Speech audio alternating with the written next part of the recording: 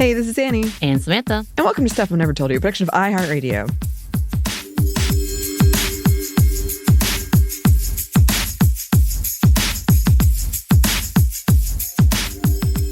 And welcome to another Monday Mini, where I'm just going to talk about current affairs stuff. I guess it's not really that current because it's been over a week or two. How many weeks, Anney? 3 weeks, 2 years, and then some? I think we're approaching 2 weeks. Okay, fine. We'll be what it is. But I'm going to talk about the Super Bowl a little bit, just because I found it interesting. I don't typically watch the Super Bowl. It's not something I care about. I could care less about the racist name team versus any of it. I was pulling for the Eagles. I'm not going to lie. There was no reason other than the names, I think. Kansas City, come on, get it together. Like all these things. So I'm like, you know what? And I think, didn't Kansas City win last year? I don't know. They did. They did. Okay, see, this was going to be a three-peat. Oh, and this was going to be the first one in history, right? Or something like that? Yeah. I'm glad I lost. Sorry. I don't like the Eagles, so it's hard to say. Oh, no. There's so many things here. But with all of that, I found it interesting because, again, this is the first time I watched it, and I watched it for the halftime performance. I wanted to see what was going to happen.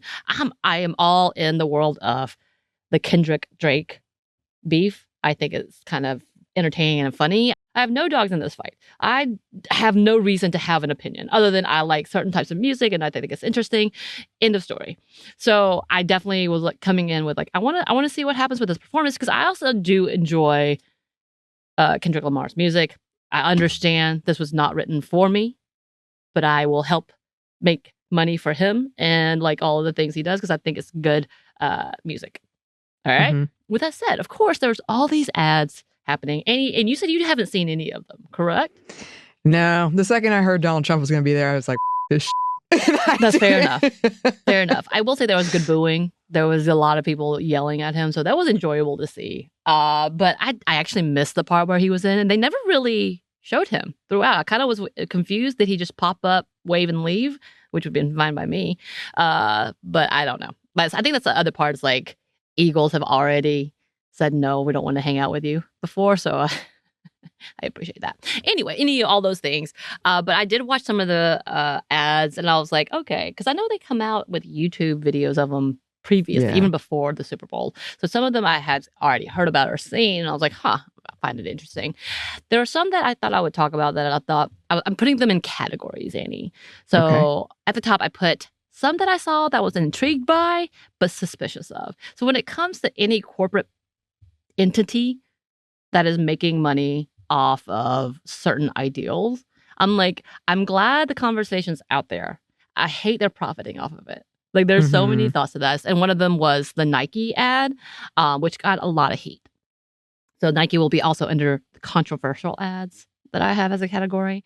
And their slogan for this was, whatever you do, you can't win. So win. So essentially it's like when girls are being told, you can't do this, so you should do this type of conversation. And they had all kinds of amazing athletes, women athletes in there. Caitlin, I believe, was in there as well. Like so many different ideals and very empowering ideals. Nike does a really good job in taking advantage, profiting off of such marketings. Yeah. So I was like, okay. Apparently there was some transphobic comments and backlash in that, which I found interesting.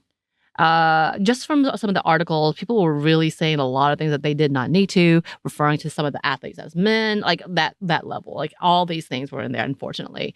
But they premiered it. It was interesting, and I did love some of the people that they featured. There's another one, and it was WeatherTech. And by the way, it took me forever to figure out what the ad was, which that should be a whole category I didn't have on here. But like trying to figure out what they were advertising was half the game, I feel like. Yeah. So WeatherTech, which is like a car parts company that you can like, I guess, fix up your vehicle with, featured like a Thelma and Louise-like episode or a commercial with older women getting out and about and doing their thing.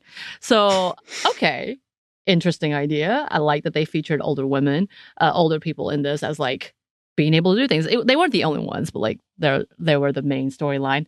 But at the same time, it did feel pandering as well as like they were mocking. Like older women can't drive. All these, there were several things, but interesting, intrigued, but suspicious. That's the line. Another one was a flag football ad. So with actual pro flag football players, women players, which, I love this aspect, and I feel like I want to get into this a little bit, because flag football is intense because they don't wear like protective gear and they don't care. It's almost like rugby level to me, the way they play. But it is for the NFL, who obviously they don't want to allow women into many sports anyway. But they're going to profit off of this by having a flag football league. Confusion. Yes. So like both of those, I'm suspicious. Also kind of concerned. And also intrigued. Yeah, there's a lot of emotions in that one.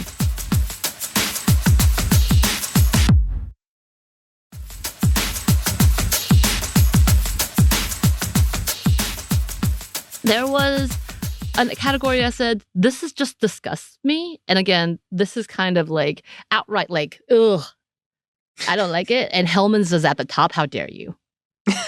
I know. I guess we should say none of these are current sponsors. Yeah, and I probably won't be. Yeah. Let me just say that they spent money. So they brought on Meg Ryan and Bill, what's his name? Billy Crystal. Billy Crystal. My mind is gone. So they brought them on and had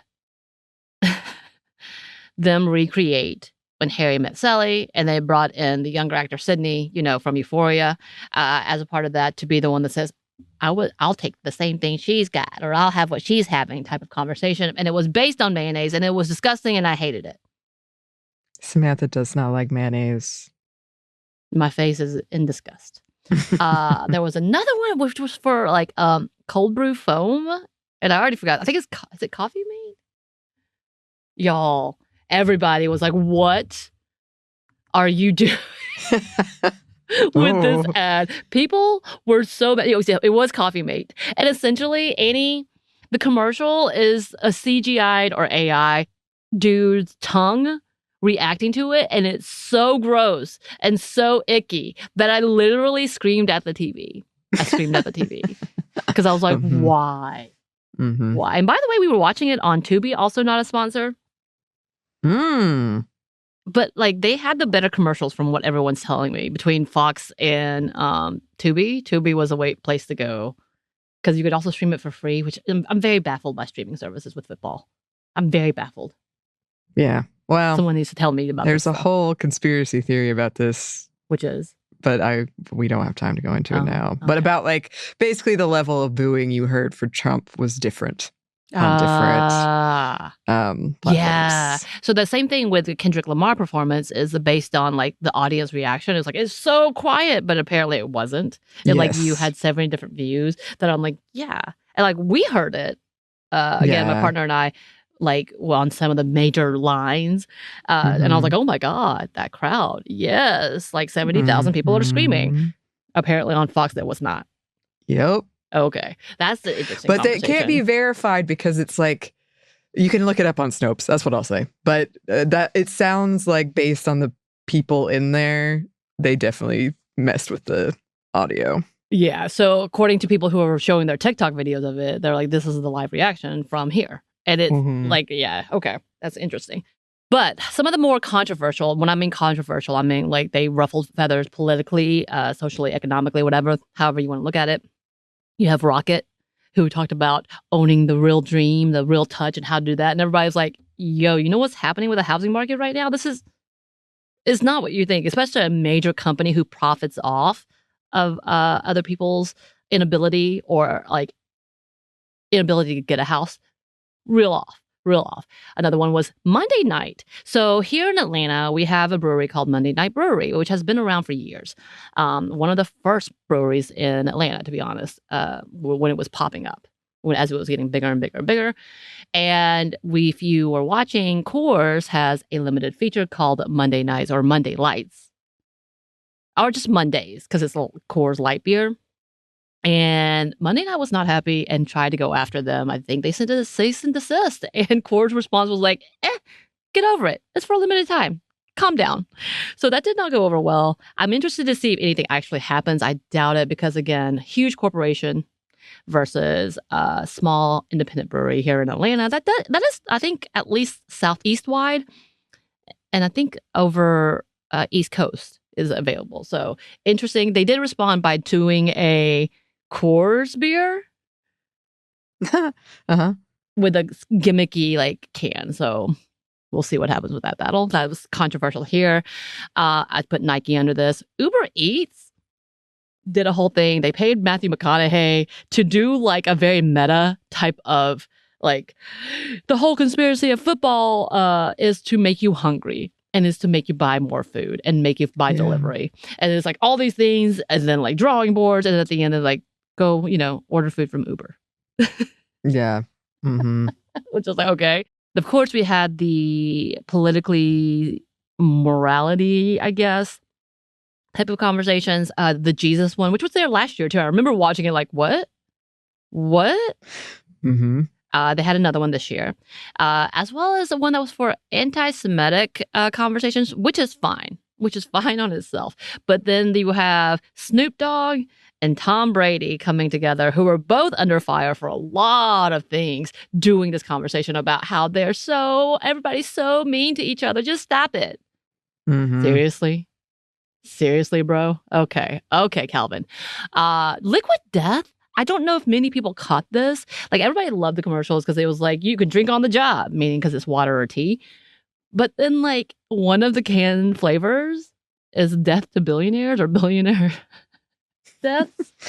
And everybody's like, oh, I like that one. Let me have that one. So that was interesting.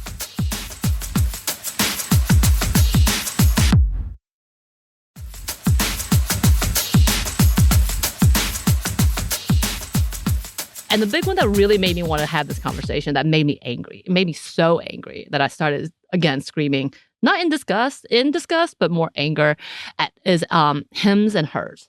So I got this from an article written by Northeastern Global News in this conversation about Hims and Hers. And it's the title, Hims and Hers Super Bowl ad for new weight loss drugs faces backlash from health experts. Not only health experts, but people in general who understand this kind of culture. Here's a quote.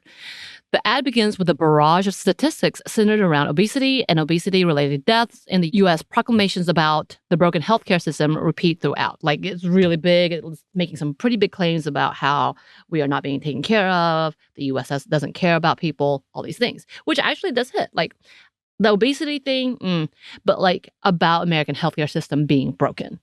Right. Which hits, right? Mm-hmm. About midway through the ad, products begin to appear. A green pill, a small vial emblazoned with the company name. In addition to the emotion-based framing, Glowacki, who contributed to this article, says part of the deception lies in the presentation of aesthetically pleasing products. This is research, for example, showing that consumers think that products presented in green labels are healthier than they really are, she says. The lack of transparency around their labeling and their description of what's in their products is of a concern. So essentially what this ad did is have all of these things about how system is broken and no one's really providing care and all these things, which I'm like, you are correct. And by the way, I did not know what this ad was until towards the end. And then it pops up with Hims and Hers. We offer you these products. I started screaming at the TV because how dare you, of all companies, criticize the healthcare system, which has allowed you to profit off of the people. Don't get me wrong. Telehealth has really helped in so many ways for people who cannot access care. So I am not talking about that. Companies like this who sometimes offer, not all the time, cheaper products, alternative ways to get medication instead of going to the hospital to get an upcharge from like urgent cares and such, helps people who don't have insurance hopefully get a better access. I think there are benefits. However, using this as a way of profiting off of people who are already seeing things about Ozempic and all of these things and who are not able to get these products because it is being misused or now upcharged because of companies like this is infuriating. On top of the fact that the product they were actually pushing is not FDA approved. I know, all of the administrations and all of these organizations are slowly falling apart anyway, but having a standard means something. This has not been proven. There's no real actual data about what type of product this is. So they're trying to give you an alternative to Ozempic, which we know what that is. We know how it can be helpful, and we know what it's actually used for. So they're doing this alternative route without any verification. So that article keeps going and says, the company defended itself by suggesting, among other things, that its critics are complicit in the broader system failures. This is a clear attempt by industry groups to cancel an advertisement that directly calls out how they are part of a system that fails to prioritize the health of Americans. What the f***ing gaslighting hell? What? But what? Yeah. My hands are shaking because I'm enraged. I'm enraged. So there was a lot. And this is one of those ones that everybody was like, what is this? So I'm glad at the very least we all recognize this is gross. Mm-hmm. This is gross. Something in here is not clicking. Right. And it's the advertisers. But the fact that, again, I've already had a problem with hims and hers specifically because it's weird when they gender the medication to begin with. And they did. When they talk about her, so if a woman is on here talking about how they used hims and hers, literally it's all about antidepressants. Mm. Oh, and weight loss. Those are the two things that women want. Men, now they have changed it because this one included men and women for obesity stuff. So, I guess they did that. But previously, it was just erectile dysfunction. So ED was completely aimed towards men or hair products. Like hair loss, and women, antidepressants, and weight loss. Like that's how they angled or aimed their ads to begin with. So this was a huge switch up of like, well, yes, the healthcare system is bad. Pay our private company more money so we can give you this maybe useful medication that has not been verified. Mm-hmm. Which some people have said that it's actually illegal, but we know with how things are going, probably not. Because people will probably own shares in that company. Yeah. You know what I mean? So there's a lot. And with that, I'm going to kind of end up, I will say there was a lot of star-powered, obviously, ads. Like, I guess movie stars are moving on, knowing that they need money because maybe all the strikes really affected them. I don't know. But like Haagen-Dazs had like literally the Fast and Furious cast coming in being like, we're old now. We just want ice cream. Hey. Fair enough. Me too. Me too. Pringles. So many mustaches. Ron Swanson / Nick Offerman was in there. No one really talked about that. Stella Artois had Matt Damon and David Beckham pretending to be brothers. Mm-hmm. Matt Damon popping in out of nowhere every time. Hexclad had Ramsey Gordon and Pete Davidson talking about being aliens. All the celebrities are aliens, which, you know what? I believe that. That's an interesting new conspiracy theory. So Homes.com had Morgan Freeman, Danny Levy, and Heidi Gardner in there. So like from SNL. So they definitely pushed that. There's so many more. Matt McConaughey was in several ads. I don't know if he's just He must sad. have a great, I guess he's so famous he doesn't really need a lot of times you have to have a non-compete. You can't do multiple ads, but they must be like, Matthew McConaughey. I think he's had several. But I will say with that, because I've seen him in all of like the car ads. He's had watch ads. He's had several ads. AI ads. Yes. Was Matt Damon in the Bitcoin Dunkings. ads? Anyway, all of these, like they're all climbing up on the ads, I will say. The Seal, Mountain Dew. Have you seen this one? No. I wanted to send that one to you and Andrew because we love that song, Kiss from a Rose, and they decided to use it in Mountain Dew. Gotta do what you gotta do. A lot of good things. By the way, apparently Seal does not age either. Like, it's awesome to see, I guess. But there you go. That's my review of the Super Bowl ads. We have been talking about doing an episode about diet culture and where we are today with access to things like Ozempic, which is a very controversial conversation to have. But stuff like that, hims and hers, stuff with regulation and such is really concerning, especially when you have it on things like Super Bowl timing. So also, yeah, I love the Kendrick Lamar performance. Real good. 10 out of 10. Okay. Got it.